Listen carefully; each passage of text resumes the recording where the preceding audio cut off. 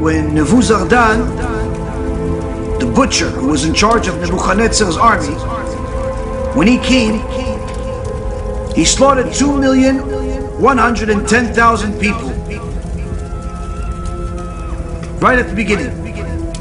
And inside the Yerushalayim, he murdered 940,000 people on one spot. And there was so much blood that it went from town to town, literally. It became a little river. And it stopped at one place where there was a puddle of blood already. Nebuzaradan saw this blood pool, and he saw that this pool of blood is boiling. And he asked one of the prisoners, one of the Jewish prisoners, what is that? And the Jewish prisoner didn't want to tell him what it is. And he said, no, that's one of our sacrifices. What kind of sacrifice? Bring the sacrifices. Started slaughtering animals, and he saw, no, not the same blood. Either tell me, or I'm going to rip your flesh from your bones with iron combs while you're alive. Meaning he was as vicious as can possibly be, this Nebuzaradan. And the Jew tells him, what can I say? It's an embarrassment for us what that is. The truth is that boiling blood is already 2 years old. He was once a prophet named Zechariah in Hebrew. And he came to us and rebuked us of how our servitude of HaShem has become relaxed. We've become too modern. We're not serious about learning Torah. Too many leniencies. We didn't like hearing his rebuke. And he kept coming back. You know, like somebody today that has a YouTube channel where he's screaming for people to do tshuva. Like somebody that says, listen, don't invite Reshaim into your communities. Don't desecrate the Torah. We didn't like to hear it. We thought we were doing enough. So we killed him. And his blood has been boiling ever since. Nebuzaradan said in his mind, I will avenge his blood. And he started taking people and murdering them in that spot. He didn't just take anybody. First he started with the Sanhedrin itself. Then the lesser Sanhedrin. And he murdered them there. But the blood continued to bubble. Then he took a bunch of young kids, males, females, murdered all of them. The blood continued to bubble. He brought school kids, little babies, slaughtered them. The blood continued to bubble. Literally, tens and tens of thousands of Jews are being murdered in this spot. Nothing's happening. It continues to bubble. Nebuzaradan screamed into the sky, saying, Zechariah, Zechariah, I've wiped out the best of them. Do you want me to destroy all of them? And at that moment, the blood stopped. That's when Nebuzaradan realized what he has done. He had a moment of truth, and he realized that if HaKadosh Baruch Hu allowed me to kill all of these people just to avenge the blood of one righteous person, what will be my end when HaShem has to avenge the blood of all the people that I just killed? He sent a suicide letter to his family as if he killed himself, and he actually abandoned the army, and he actually converted, says the Gemara. The point being here is we see that it wasn't that we didn't know Torah. That wasn't the problem. Is that we stopped accepting the truth. And any time a Jew rejects the truth, he brings punishment onto himself. And if we do it as a nation, even more so. The Yalkut Shimoni says in section 1016, says there was a woman who had 3 sons who were soldiers, while she stayed behind taking care of the baby of the family. The famine during the war, the starvation was so horrible that the woman didn't have anything to cook for her children when they came back from the war to eat.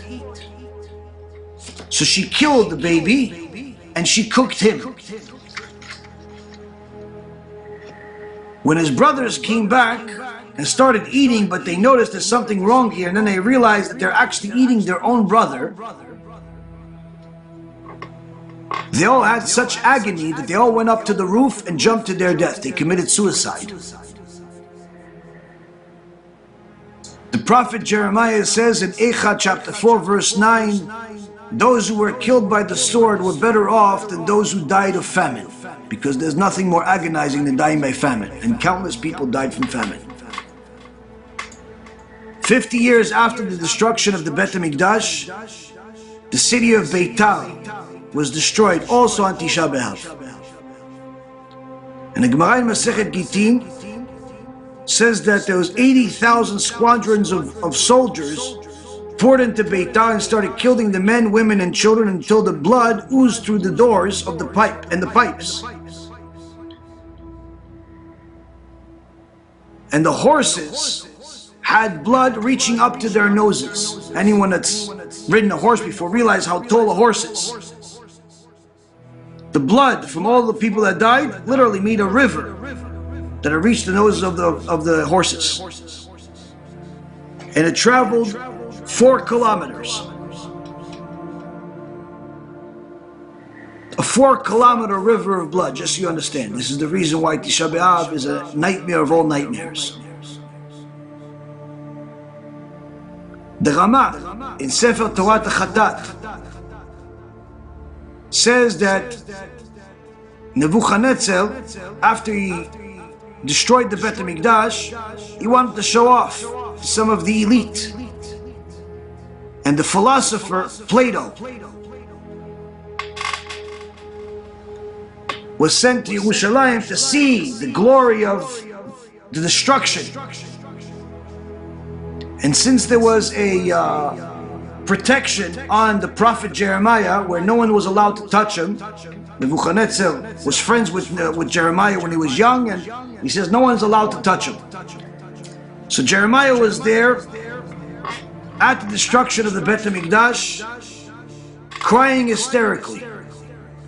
When Plato saw him, he says, "Are you the wisest of all the people of Israel, yet you're crying over lost wood and stones? Why are you crying over the past? A wise man doesn't cry over what has already happened. He goes ahead and he builds the future." Plato thought that his philosophy is going to work here. He also thought he's the smartest man in the world. The prophet Jeremiah says, "Are you the world's leading philosopher? You certainly have come across questions which you have found no answer. Is that so?" And Plato says, "Yes, I have many such questions, but I believe that there is no one in the world that can answer them."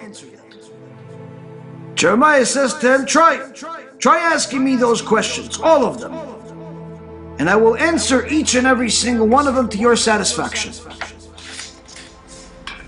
Plato sat down and asked all of his questions.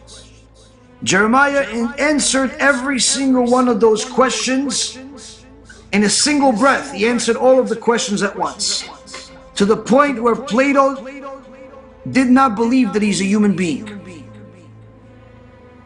He literally believed that Jeremiah is an actual angel. He cannot be human. And then Jeremiah, after answering all of his questions, says to him, "I want you to know that all of that wisdom that you are impressed by, I gained my wisdom from those very same wood and stones that have now been burned and destroyed. And as for your question in regards to why I cry over the past, I will not answer that, because it is too deep for you to fathom. Meaning, with all of your philosophical intellect, you still don't know the secret of tears, which even a Jewish child knows. The extraordinary wisdom Jewish people had did not stop them from sinning, did not stop them from doing things that were forbidden. And unfortunately, this is the type of behavior that HaKadosh Baruch Hu warned Am Yisrael about over and over again, to no avail. If you have such amazing people, why destroy? Why destroy?